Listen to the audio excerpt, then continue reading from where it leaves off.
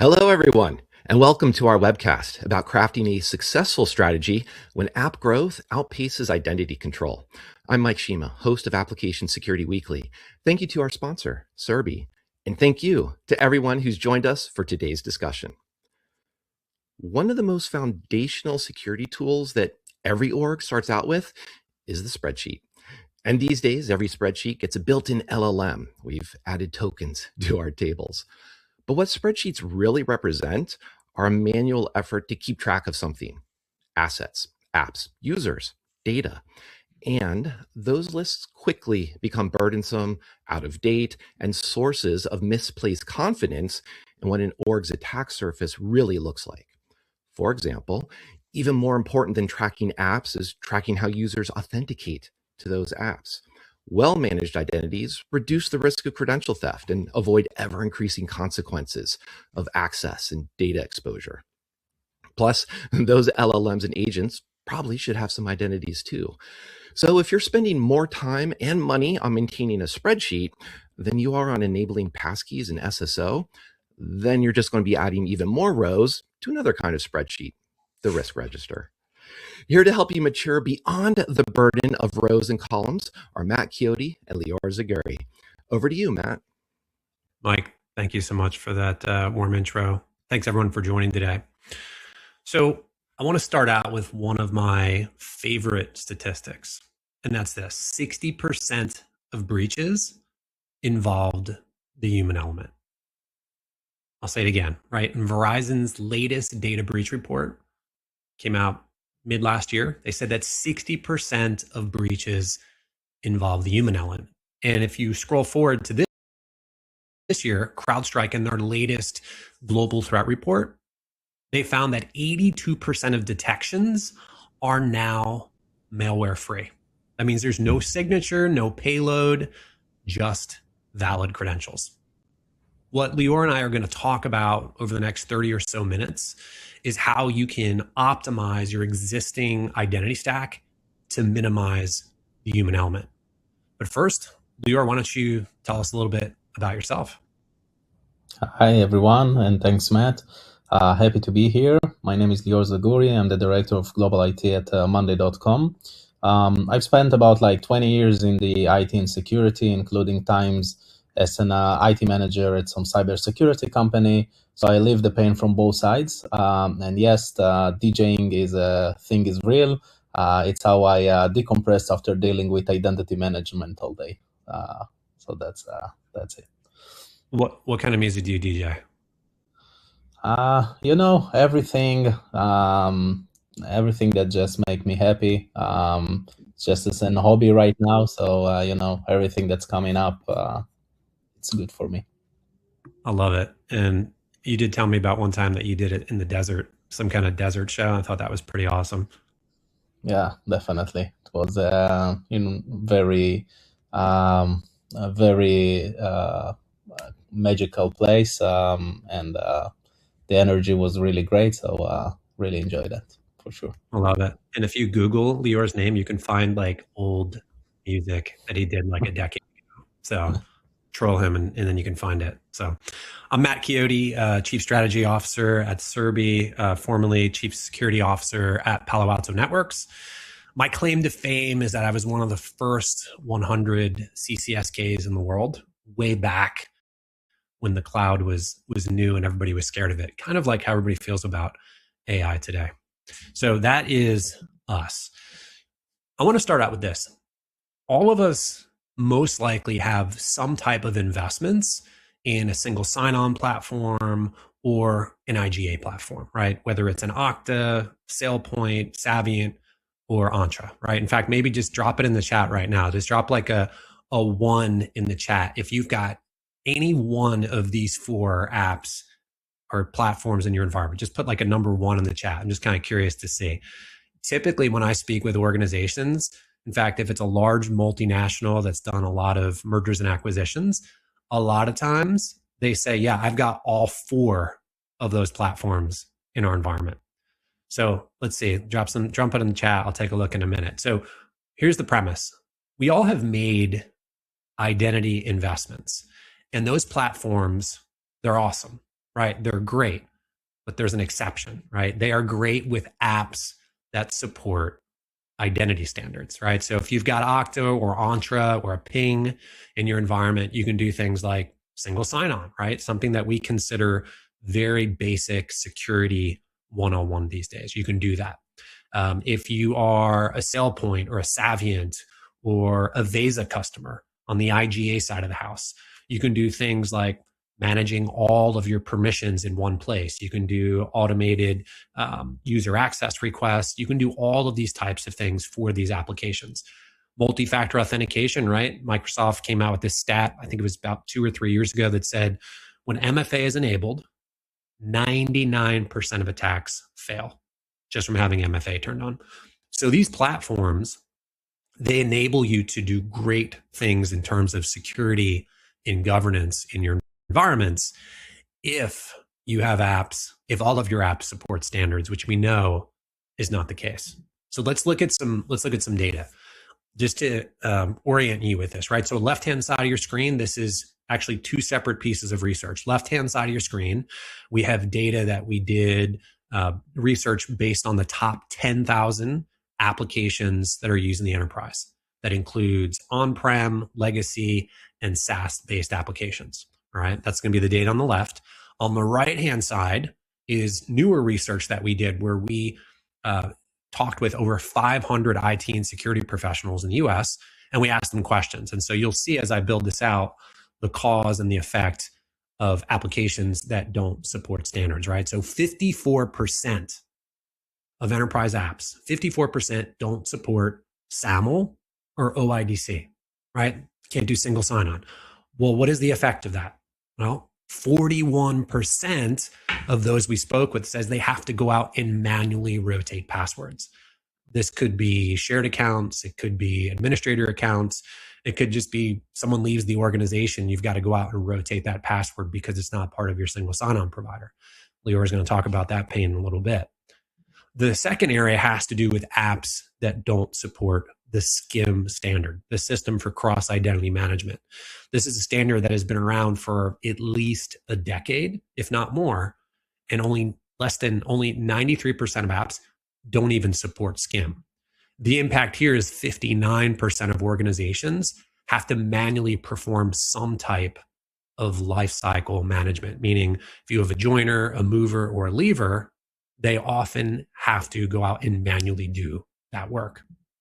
Last but not least, when we look at how open are these enterprise applications, do they support APIs? Can you reach in? Can you do introspection? Can you pull entitlement data out of these applications? 94% have no security APIs. And the impact there is 89% of those we spoke with said they cannot automatically enforce a basic protection like MFA or require passkeys. So there are impacts to not being able to do these types of things. And in looking back at the chat right now, I can see that a number of you have said, you put the 1 in the chat, which means you have at least one of those IGA or SSO platforms. So not a big surprise there. So Lior, before we dive deep into the kind of the technical side of the Monday use case, tell us maybe a little bit more about the company and some of the insane growth that you guys have had over the last decade plus. I find this just super interesting. Yeah, sure. Thank you, Matt. And for those who don't know us, Monday.com is a work OS. It's a platform that empowers teams across every industry to build, customize, and run their workflows, projects, and core business processes. And there is a few milestones along the way. So we started around 2014. We launched our first product, what became the Monday.com Work OS. In 2021, we became a public company in the Nasdaq stock market. And in 2022, we actually became like a multi-product company, and we launched the Monday CRM, which is helping expanding what we had before and helping sales organization to handle their stuff. Then in 2023, we brought the Monday Dev, a product dedicated for empowering software development teams, managing all their sprints and all the development processes. And Also in 2024, we hit a major milestone for us, 1 billion in ARR, which is a very significant number to say. And in 2025, we continue to expand, and we added the Monday service, which is a really cool platform that designed for teams to manage their service operation. And now what's actually more exciting me than everything that I showed before, other than the other 4 platforms that I mentioned before, we continue and growing the AI, and now the AI is kind of infusing the core of everything that we do. We are not treating AI as a bolt of a future. It's embedded into how work actually gets done. We change the entire marketing that we are doing. Everything has got changed, and now we are much more focused on the AI platform and kind of unlimited digital workforce, and adding more applications like the Monday Vibe and the Monday Agents and the Agent Factory and Monday Magic, and all of that kind of embedded into our platform, and it's helping us to grow and develop and add more and more cool stuff into our system. Today we have over 250,000 organizations around the world relying on Monday, serving 200 different industries across 200 countries and territories. And it's a massive diversity from education to healthcare to technology to finance to construction, you name it. Everyone is just using it for their own needs. So you can see the growth from 150K customers. We grow into around 250 customers in 2024, and it's growing and expanding, and the growth is incredible. But it's also mean the IT and security challenge grows alongside that. So to support it, we have 12 offices globally, over 3,000 employees in New York, London, Tel Aviv, Tokyo, Sao Paulo, Sydney, and more. But here is the thing: with the growth come complexity. At the company, like in many hyper-growth company, we face the challenge of scaling IT and security foundation while supporting thousands of employees and hundreds of SaaS applications. Okta has been a strategic partner in helping us to secure and access through this SSO lifecycle and automation with SCIM. But as many as you know, not every SaaS app support these standards, as Matt mentioned before, and that's where the real story begins. I love that. I love that. So when Monday had such just insane growth, right, over that decade, right, you hit that $1 billion in revenue, your employee headcount grew, your customer base just grew by multiples. What type of business challenges did manual identity processes result in? Like, what did that actually look like for your team? And maybe tell us a little bit about kind of your team. Like, what did it look like, and like, what does it look like now? Give us a little bit of that context. Yeah, for sure. So great question. And I think there are a few major pain points that I can show here and say like how we are dealing with it. And this is some of the business challenges that we faced along the years. So first, we can talk about like the manual user lifecycle. For most of our application that supports SCIM, everything works seamlessly. We don't have any issues. It works nicely with Okta. But many critical application doesn't support that, which means that we need to provision, and deprovision often require a manual IT intervention. When someone joining or leaving the company, our IT had to step in and manage access by hand. This didn't just slow things down, it introduced a risk of a human error, especially when you are dealing with hundreds of apps and thousands of employees. Eventually you will do the mistake. And by the way, just like you can throw here in the chat, whatever you like, how many of you still have at least one application in your company that doesn't support SCIM or SSO? I guarantee most of you just can say in the chat, I'm sure I will see more than one application that doesn't support SSO or SCIM. So feel free to drop it here. I will look on it afterwards. The second thing, we're talking about the human dependent on password management. We have many applications, that, as I mentioned before, we don't have SSO or SCIM enable, and we had to manually manage those credentials. So when an employee leaving the company, we had to rotate those passwords by hand. There was some, shared accounts, shared password, things like that. And eventually we needed to handle it manually. And this process was time consuming and error prone, and it delayed and increased the risk of leveraging access. Eventually, when we have multiple application, the risk is becoming more and more significant, and we wanted to avoid that. The more we scale, the more we realized that was a security and compliance gap we simply couldn't ignore. And if you want to also drop in the chat, I know I can say it by myself. Me and my team chased after people to let us know what are those applications or what are those accounts that we need to rotate those passwords. So how many of you had to chase down shared credential after someone left your company? And we were there too. We were definitely there, and we needed to chase after people, after those credentials, and needed to rotate those passwords, which was a big pain for us. And the third thing, something that we call the SSO tax. Some apps just don't integrate well with identity provided, forcing us to maintain manual login, and those disconnected applications create two problems. One, friction for the employee. People had to remember and reuse password. Nobody enjoyed that. I'm sure some of you have some password vaults, but again, it's eventually not updated, not very persistent, and creating a lot of manual work. And eventually everyone hates passwords. So as long as we can avoid that, that's a bless.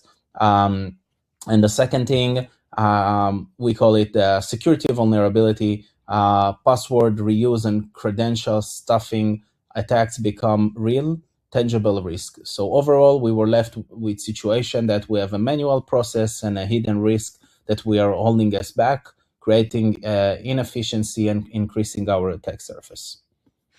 So I know we've got over 150 people watching live, and I'd love to get just a quick pulse from the audience, right? So if you've had to do that, right? Let's just, you don't have to put specifics in there, but if you've had to chase a team down or chase an app owner down after someone has left to rotate a password, just drop that in the chat. Just drop a 1 in the chat so we can just get a pulse of how common this is. Lior and I did a version of this talk at a event last year, and there was probably 200 people in the audience, and when we asked this question, it was like 3/4 of the room raised their hand. Yeah, look at it here. It's just streaming in the chat. This is such a common issue so if you're on this call, you're not alone, right? This is a really common challenge.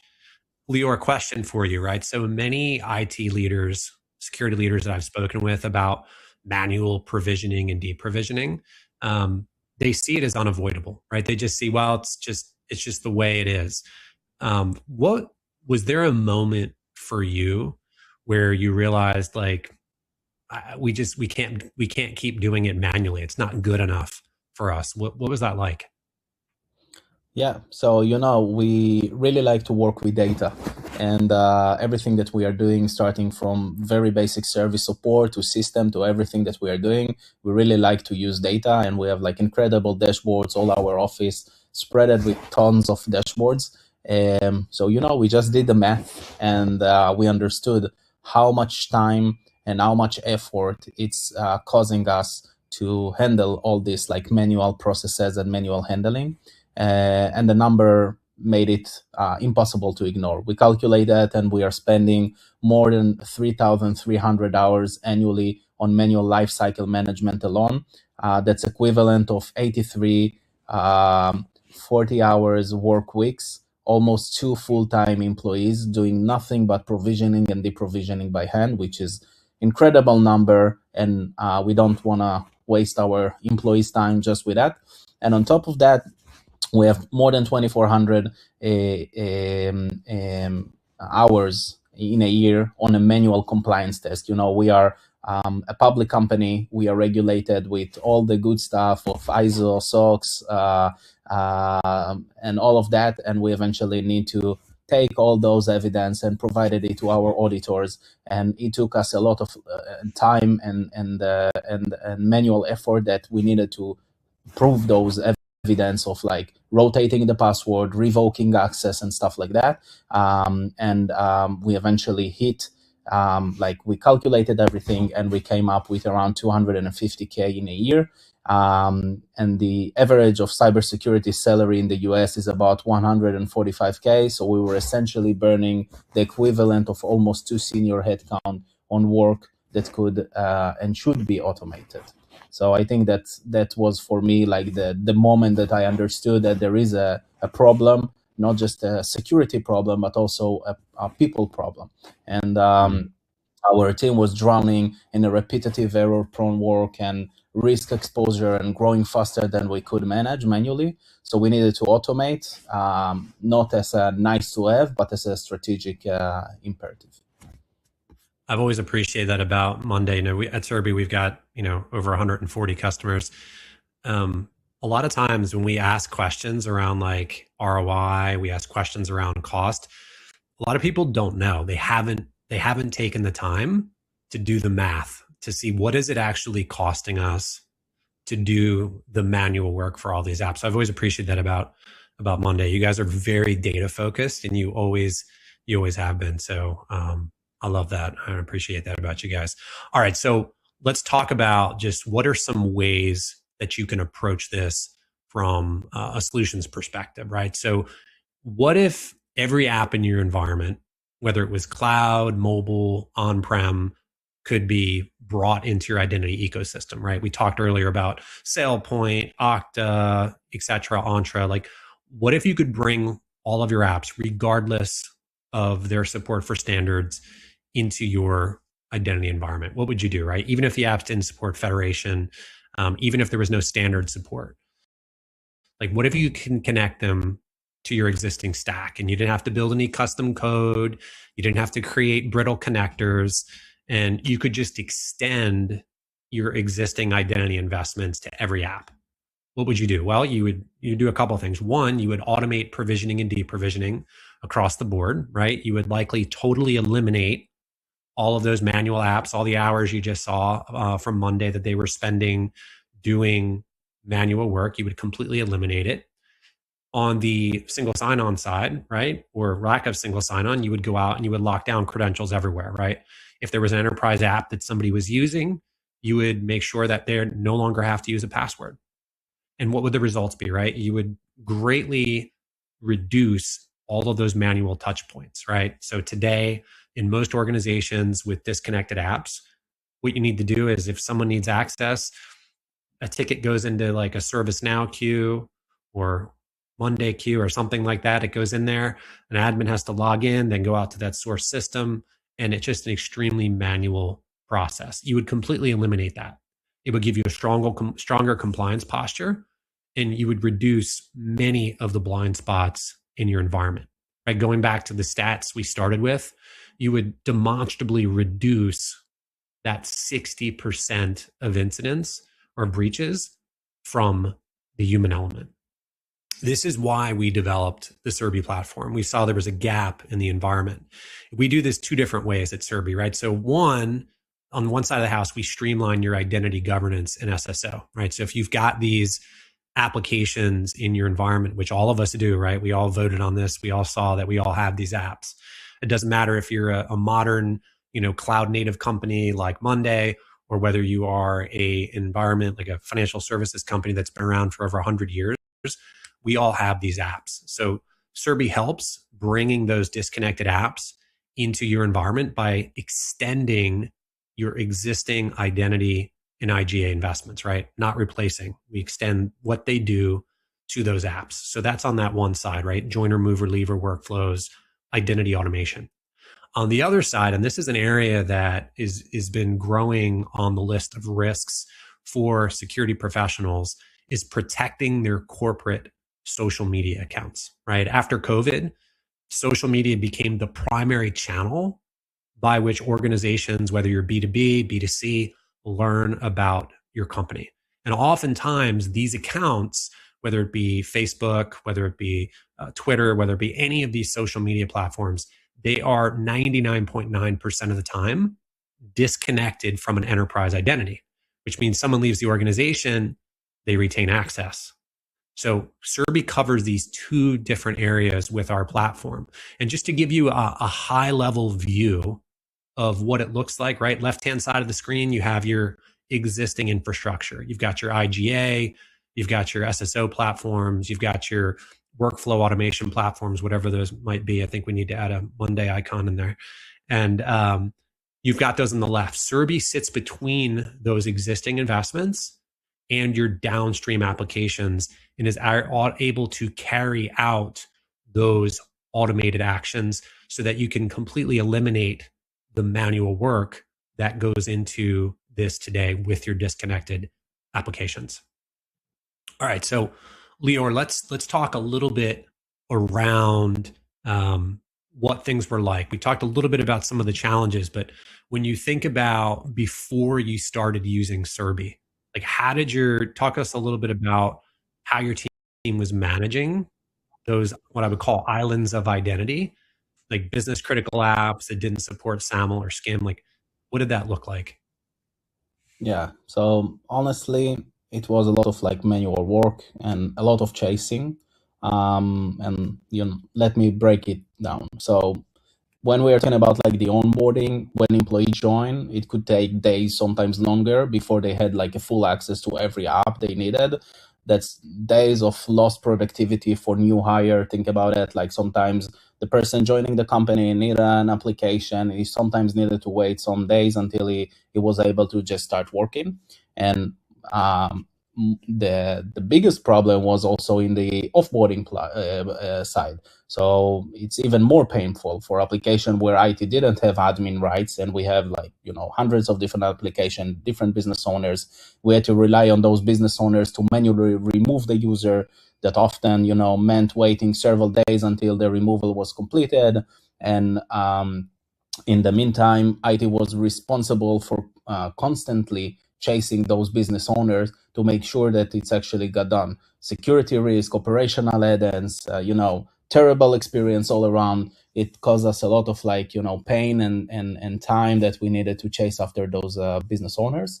And on the password side, they were stored in different places, rotated inconsistently, and sometimes persisted beyond policy limits. And obviously, as mentioned before, as a regulated company, it created a lot of compliance risk and had a bad user experience. So this brings up a good question, right? So one of the things we often talk about in security is there's a trade-off between security and productivity, right? If you turn security up too high, you make it too rigid, then productivity almost always trades off. It almost always drops. If you take a very liberal approach and you just say, well, just go ahead and do what you want, like productivity goes through the roof, and then you end up in the news, right? You end up in the news. So there's this, there's this constant struggle. I'm curious, how did your colleagues react to having like a unified experience for apps that used to require just so much manual, either whether it was managing their own credentials, their own passwords? You mentioned that, it used to take days to get their access. Like what was the reaction when all of a sudden, over the course of a couple months as you rolled apps and it became automated? Yeah, so I think that's, my favorite part in the story. And, what we achieved with Cerby and Okta wasn't like a trade-off between security and productivity. It was a win-win.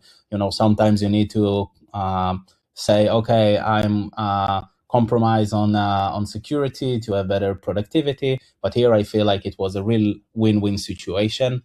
On the offboarding side, we had automation in place. Onboarding became immediate. Every employee joined the company, he get immediately the application that he need. He didn't need to rely on any different business owner, anyone else. He will just get the application on the same day. And sometimes when you are we had weeks, we had like 30, 40, 50 people joining as a hyper growth company. We added so many people joining every week. And think about it, multiple this like 2, 4, 5 application by 40 employees joining every week. It's hundreds of different applications that wasn't like that we had a delay and some blind spot, and the access and on the offboarding side, the access was resolved also in the right time. We had an integration between Okta and Cerby. Once people is removed from Okta, after a trigger came from our HR system, automatically it got removed from the Cerby side. Together with Cerby, it got removed from the application side, and then immediately got removed.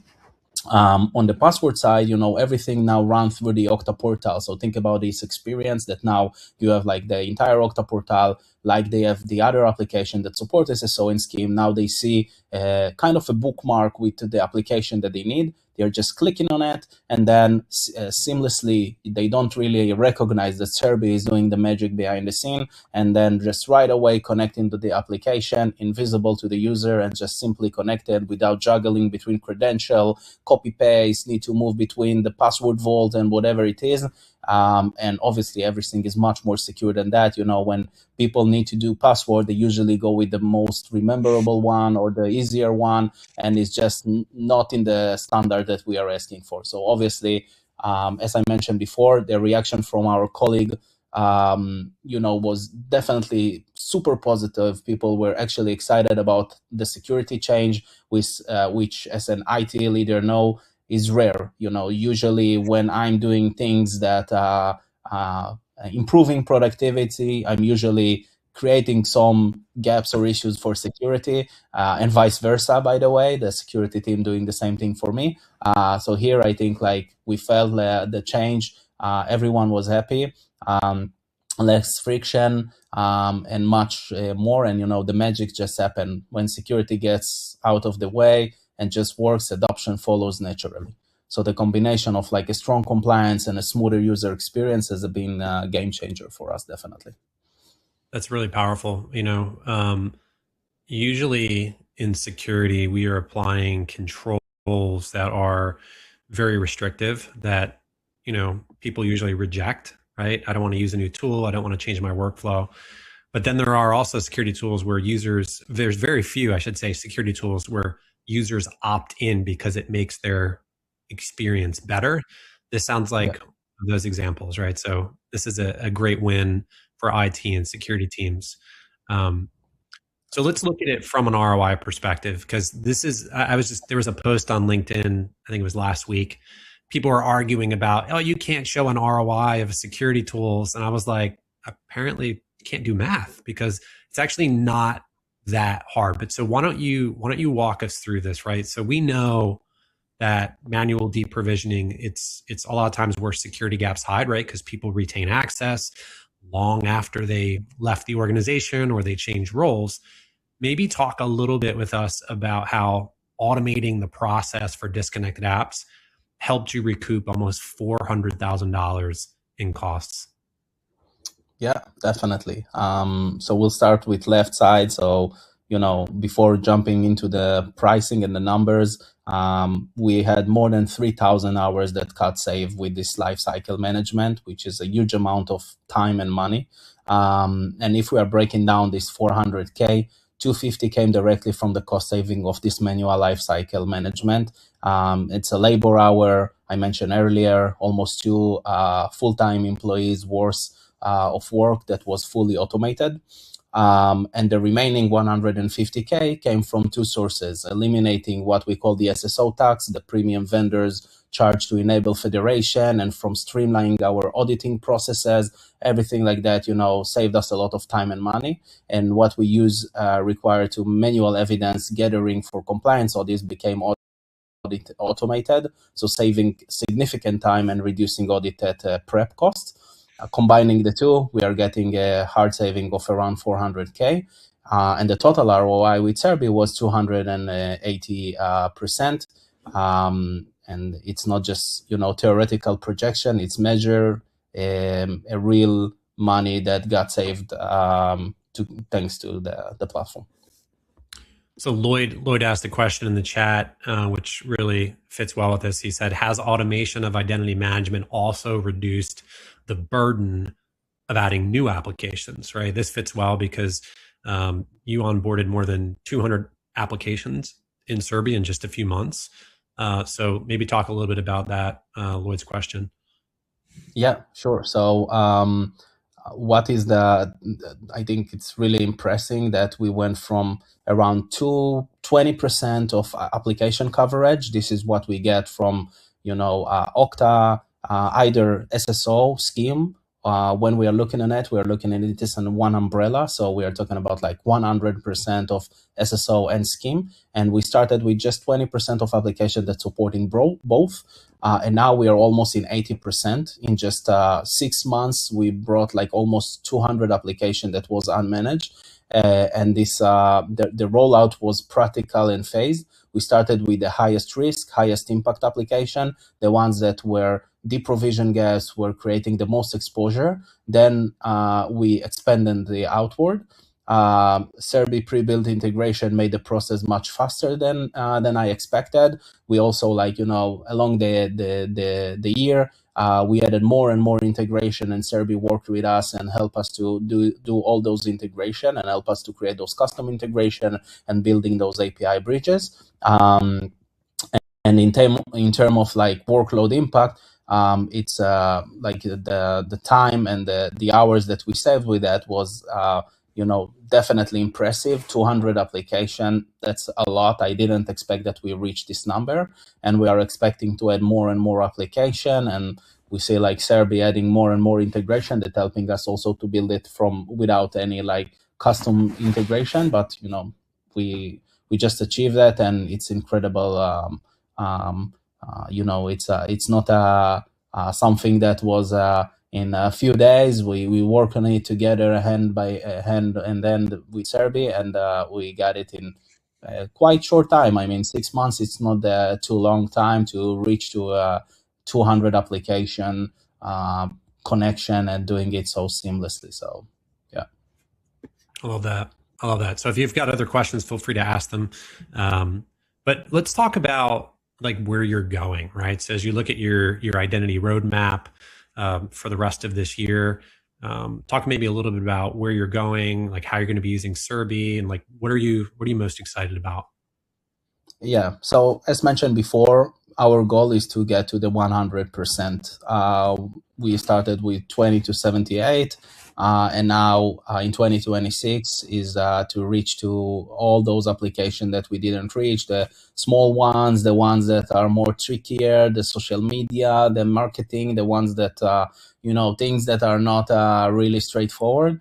And those applications, we want to definitely create a better automation. The second one is to we just adopted Links Security, which is our IGA tool, and now Cerby and Links working together in order to create like a better connection between the two and eliminating what we call the islands of identity, the disconnected application that create. This gives us the unified oversight and control across the entire application landscape, and creating us an audit-ready evidence for our compliance portfolio, meeting all those compliance stuff, and, replacing those manual spreadsheet with automated compliance workflow.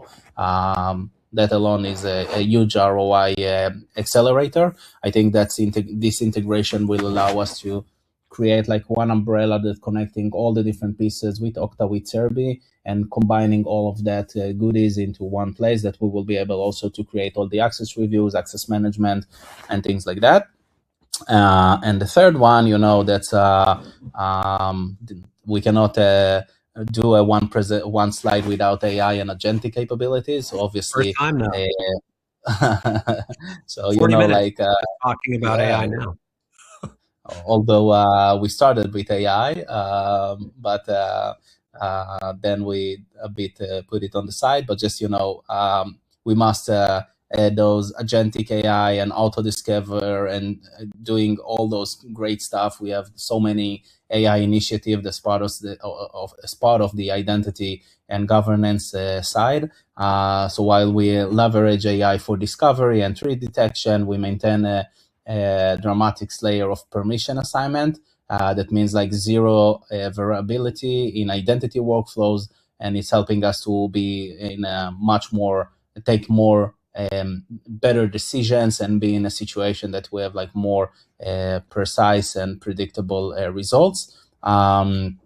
Using all of that also for the non-human identities, we see that as a big benefit. So, you know, all of that, we see that it can be definitely a big win for us.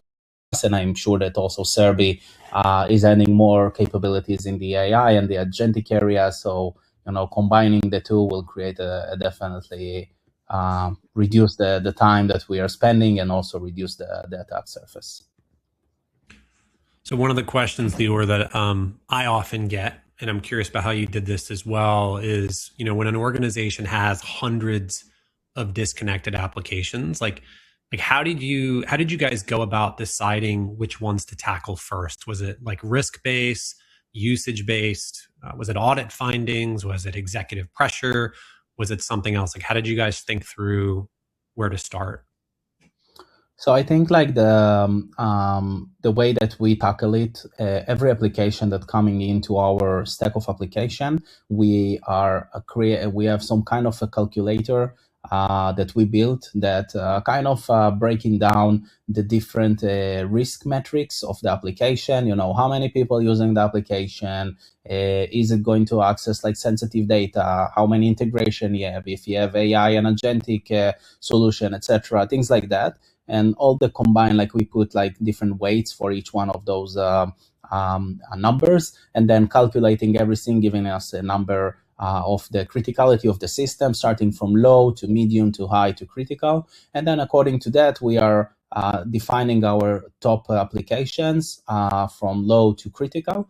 Obviously, the SSO and SCIM, it's a major, like we are not allowing even to an application to step into our organization as long as you don't support those things. But eventually we started, like now that we have Cerby, we combine the two. Like now we have Okta, but we have also Cerby to be able to say, okay, this solution doesn't support maybe SCIM, and it's a critical system, we will allow it to step into our organization because we have now the solution and we are allowing that.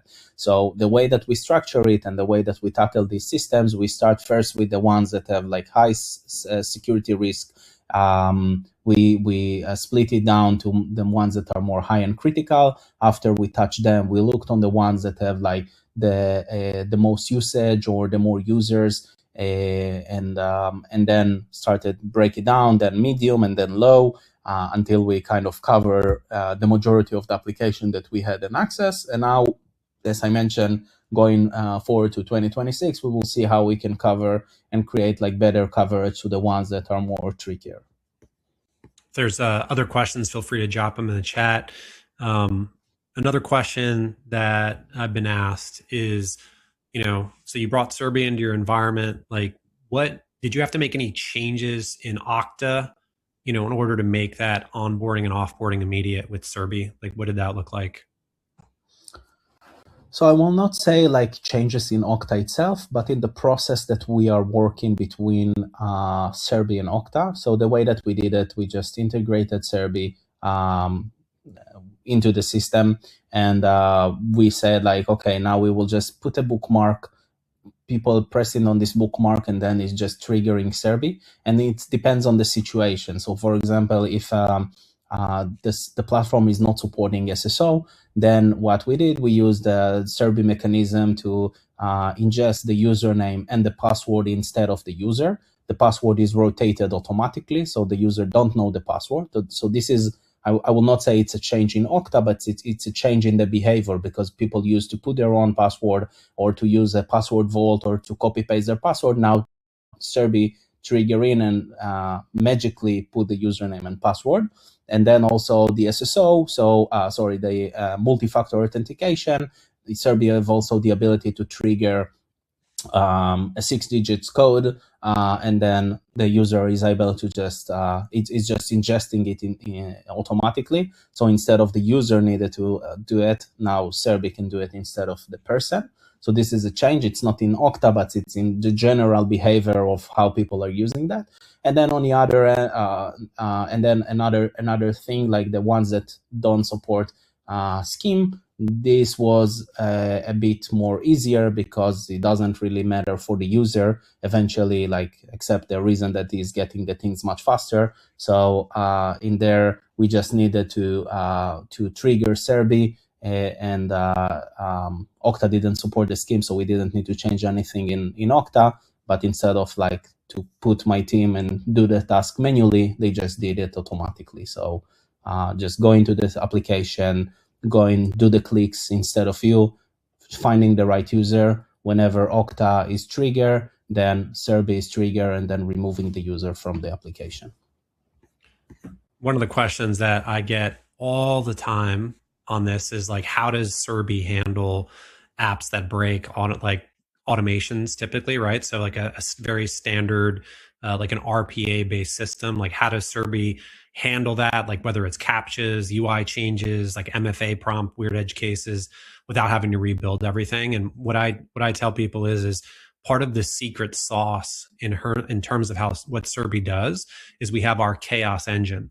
And that chaos engine has multiple different patents. You can go out and look at those around how we do these certain things. But because that's usually a question people ask me. They're saying, were you guys just doing RPA? And the answer is our platform will use that in certain cases, but our chaos engine handles what would normally be very brittle, right? So if you've built RPA scripts before using like a UI path or something like that, they work okay until something changes, right? So I'd love to see in the chat if you've used RPA before, just put a comment in the chat. I want to see this because usually it's very, very brittle, right? It works fine until something changes. And when it changes, all of a sudden it breaks. And then you've got to constantly monitor and maintain that. Part of what we built into the Cerby chaos engine is the ability to automatically handle drift in an application. Now, I will say that we are not to the point where it's fully autonomous, right? We're not in a fully autonomous world, and our platform works in a deterministic way. There are some that are trying to apply a fully 100% autonomous approach to this, and that is not what you want. Not in the world of identity and access management. Like the responses that happen need to be deterministic, right? So if someone needs to leave the organization, you don't want an AI making a decision saying, maybe this time it won't deprovision it, right? It's got to be if there's a deprovision event that's coming from my Entra or my IGA or my Okta, it's got to deprovision that user every time and all the apps. So our chaos engine handles that. And in the case where our engine is unsure, we have human in a loop that can then take that supervisory action. So that's how Cerby handles that type of UI automation and how it handles a lot of those workflows. So our workflows are deterministic. They've been audited many times by our 100+ customers. And that's how we handle that type of automation. So I know we're just about out of time. If you want more information on Cerby, how we do, we have a webinar coming up. I believe it's next Wednesday. If you scan the QR code on your screen, that will take you to a page you can sign up to register. And what we're going to cover in this is a bit different than what we covered today. So it's going to feature our head of product and also our head of product marketing. And they're going to do an actual demo of Cerby. So if you want to see how it works, this is a great way to kind of ask questions, get in behind the scenes, and actually see a platform in action. So you'll see that. You'll also see how we enable organizations to manage entitlements and then do flexible offboarding across cloud and on-prem applications. And you'll see how we do this across various different platforms. So if you want more, scan the QR code now, sign up for the webinar next week, and you can learn how Cerby can potentially help you extend your existing investments to apps that you normally can't reach. So Lior, thanks for joining. This is always fun chatting with you. And I think that is it, unless there are any questions in the chat. And I don't see any that are in there. So Mike, if you are there, I will turn it back over to you. Oh, thanks so much, Matt. And I also just want to say, give another shout out to Lior, because those examples of talking through the ROI, I think you gave some great examples of showing what everybody's shared pain is, but having that transparency and talking about the data, I think are really good lessons that people can take to figure out, to go beyond just, we have a problem, what should we do about it? So I think that part of the discussion really resonated for me. And I hope it did for all the attendees as well. And also want to say thank you, Matt, for walking through such a wonderful narrative of giving us an idea of what the problem here is. One of the biggest takeaways for me seeing this was not only you can save money, as I mentioned what that Lior was showing, but you can also improve security. So huge shout out to just that user experience. And then if you throw on that example of scaling so quickly, suddenly, if somebody gives me that choice of fast, inexpensive, and secure, you can choose all three. Why limit yourself to one or two? So I think I just wanted to really highlight that for the audience and just say thanks once again to both of you. Awesome. Thank you very much. This was great. Thank you. I want to say just one more quick shout out to Cerby for sponsoring today's webcast. Thank you to everyone who joined us and stuck around and asked questions and were really wonderfully interactive for today's webcast, as well as everybody in the future who's listening to the recording. Please do check out Cerby. Check out their presentation and demo next week on the 11th, and keep an eye on securityweekly.com for more engaging webcasts like today's. Thank you.